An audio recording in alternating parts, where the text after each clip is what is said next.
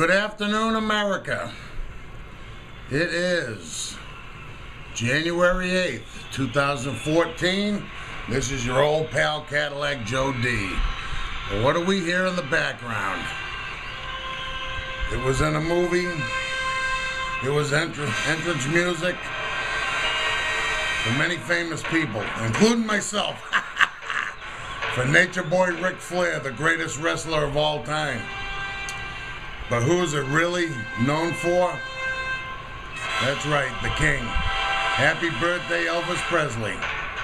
He'd have been 79 years old today, and I'm sure you still would have sounded great and looked good, but hey, you know, things happen. 1977, very bad year for Elvis fans, so that's the deal. We got Space Odyssey, baby, Elvis Presley. Happy birthday to the King.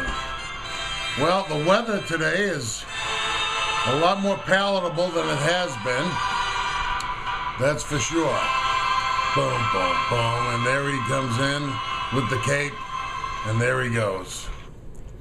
Anyway, weather's better. I think my friends in the East are getting the weather I got a couple days ago. So bundle up, bring the pets in and all that. Very busy day in history, in music, and in just in general. 1790, George Washington has delivered his first State of the Union address. If he ever knew what was going on now, he'd be rolling in his grave. Oh, brother. 1877, Crazy Horse, a great warrior Crazy Horse. And I mention him because there's a big monument out in South Dakota, Crazy Horse. I go see it every year when I go to Sturgis. And this was his final battle with the U.S. cavalry in Montana. So it was pretty much the beginning of the end for old Crazy Horse on today in 1877. 1958, Bobby Fischer. Do you remember that name from like the 70s? Well, in 58, at 14 years old, became the United States chess champion. The guy was quite a champion. I'm not sure if he's still around or not. I guess he probably is. Not all that old. 1964, Lyndon Johnson, good old LBJ, declared war on poverty. LBJ, didn't work. What happened? Come on, Bammy, let's get it figured out. And the most important of all these things on this date, in general, here we go again. Dogs are barking. That's why it's Joe D. Raw. You never know what could happen. 1997, Mr. Rogers got his Hollywood Walk of Fame star, so he was a pretty good guy. Quiet down, girls and boys. In music, 1965, Hullabaloo debuted on NBC. 66, the final episode of Shindig was broadcast on ABC. So that, like everything else, things come and go fast. One year there's two of them, the next year there's one. 1973, very busy for Elvis on his birthday. That was the day that he told Priscilla to take a hike, filed for divorce. So long, Priscilla. Of course, who ended up with all the loot in the end? Well, Priscilla. 1975, Led Zeppelin sold out 3 concerts in Madison Square Garden in a matter of 4 hours. Record. I don't know that record's ever been broken, but that's pretty amazing. 1981, Elvis Presley Day was declared in Alabama, Florida, Georgia, Illinois, Kansas, North and South Carolina, Pennsylvania, and Virginia. Why it's not a national day of recognition, I don't know. I wouldn't say a legal holiday where we get work off, but you know, hey, I don't think there's too many people, probably nobody in music, and very few people in general that ever had the effect on any culture like Elvis Presley did. So it's a good thing for those states to do that.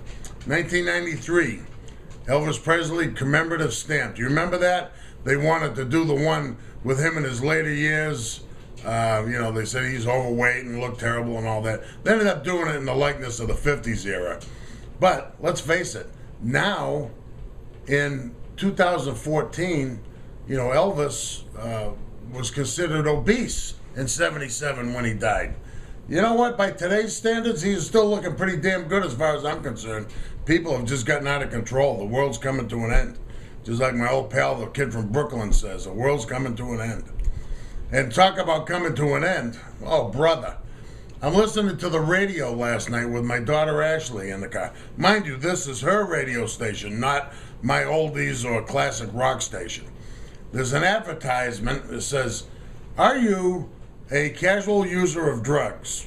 Do you use opiates like marijuana, cocaine, blah, blah, blah, heroin, all this? Do you use hallucinogenics like acid and ecstasy and all this? Well, if so, we have a study and you can make up to $7,200. Call us at this number. Do you think that phone was ringing off the hook? They're advertising for this crap on a station that young kids are listening to. What the hell is going on here? Jesus, I'm telling you, this is unbelievable. Hey, I'm not prude. Believe me, I've been around the block. Everybody that knows me personally knows that. But give me a break, God's sakes. That's just unreal. Anyway, don't get me going. My blood's boiling as it is. Famous birthdays. Larry Storch. Remember him? Agarn on F Troop. He was born in 1923. Soupy Sales. I don't know if a lot of people remember him. He was born in 26. Obviously, Elvis. It's his birthday. King of rock and roll. 1935. He'd be 79 today. And David Bowie was born in 47, so that's pretty cool. And there's a lot of Facebook birthdays, too. Let me click on there and see if we can find them real quick. Say happy birthday to these folks instead of just putting a thing on their page. Doc Robinson, happy birthday. Laura Buchanan, Joseph Bailey, Zachary Yeck, Harley Parts Trading. Some people should be doing a fan page instead they do it a personal. 38 years old, Harley Parts Trading. Burning Cross Choppers. I wonder where they're located. What the deal is with that. Lawrence Rodhouse, 67 years old. He still looks great. Larry, happy birthday to you. Bonnie Lagel. Bonnie, I've known you for years. I can't even pronounce your last name. Bonnie Waller, how's that? Dominic's girlfriend. Real sweetheart of a gal.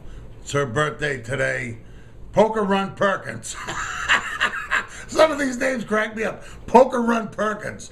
Happy birthday. Northside Choppers, happy birthday to you. And we got a couple coming up tomorrow, so that's pretty cool. Poker Run Perkins. All right, Chapter 3, Joe D goes pro. We left off last time. I started visiting Charlotte, North Carolina. Met a lot of superstars of professional wrestling. Started going down there a lot, hanging out. As I say, got to know gorgeous Jimmy Garvin very well. Went to his home, had dinner. In fact, one time when I went to his home, he presented me with this. That's him, the man right there. Former AWA Tag Team Champion, NWA Tag Team Champion, Television Champion. I mean, this guy's had more belts than Carter got peanuts. And that's the picture of a true headliner.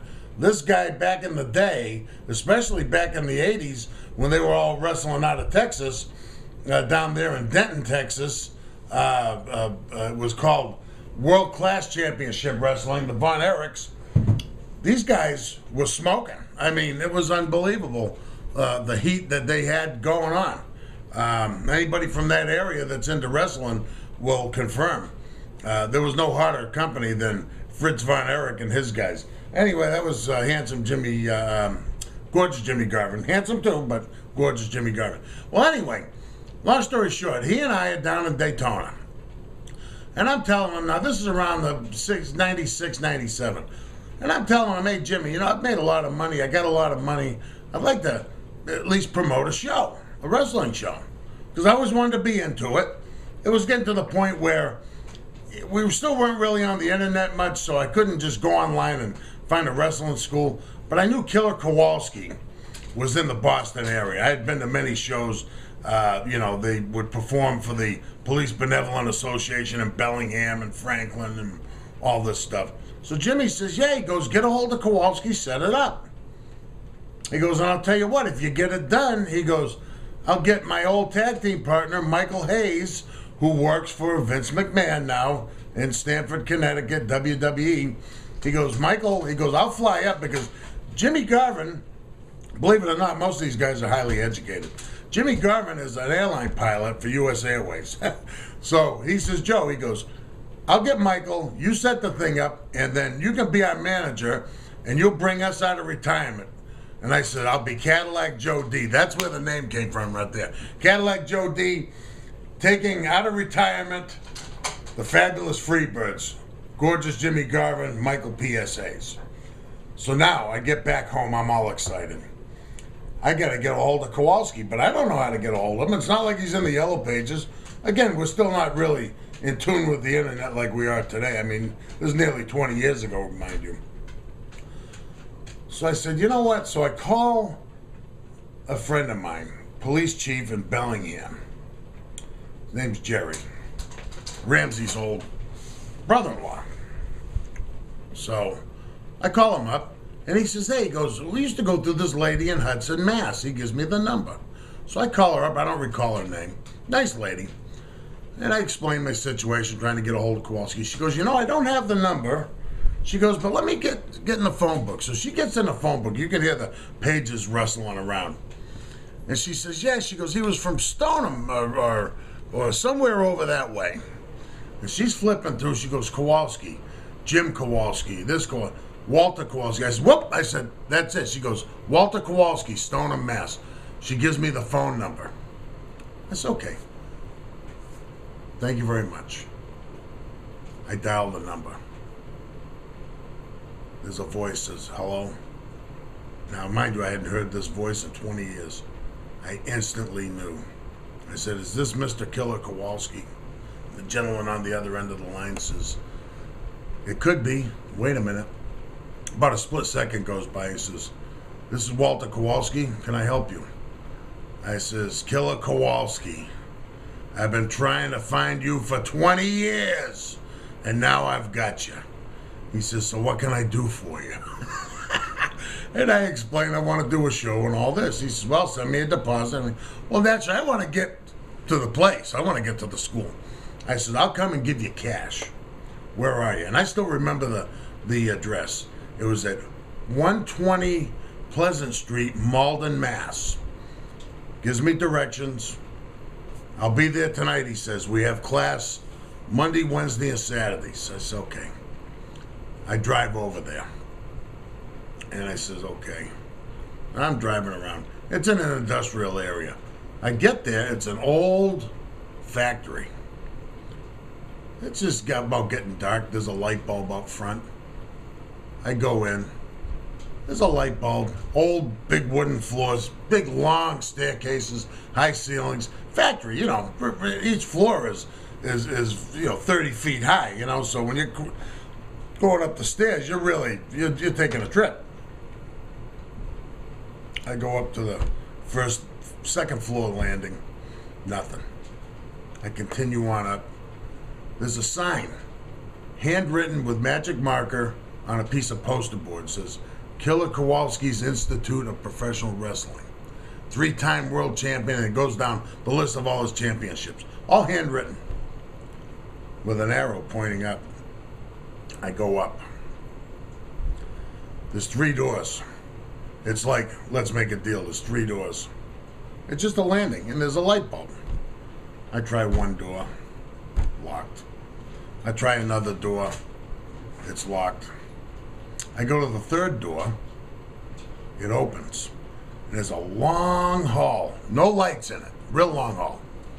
And at the end of the hall, you hear about the light at the end of the tunnel. Literally, there was a light at the end of this tunnel. And I can see the edge of the ring apron. And I'm looking, and I'm getting goosebumps. I'm like, man, after 20-something years, I'm here. And all of a sudden, who do I see come up from the side to the ring apron? Killer Kowalski. So I walk down that tunnel. It was a long walk, man. I walk in, I introduce myself. And of course, remember, he was known as the biggest heel in the world. People were scared to death of this guy. You know, he ripped Yukon Eric's ear off in Montreal. So I get there. I meet him. we do the deal. He says, you want to stay and watch the boys train? I said, sure. And I'm going to end it right there. Because I stayed, I watched them train, but there's still a lot more to the story. So I'm going to leave it at that. It was great seeing you today. The weather's getting warmer. If you're still cold, crank up the heat. Don't worry about it. Like my father used to say, hey, you can't afford it, don't worry, they'll all get paid eventually. What are you going to do? You can't freeze. Can't have your children freeze. Keep the pets inside. Spay and neuter those pets. This is your old pal Cadillac Joe D. Always glad to see you. Be coming to you with chapter 4, I guess it'll be, tomorrow, of how did Cadillac Joe D become Cadillac Joe D. Have a great day. Always glad to see you. Good afternoon.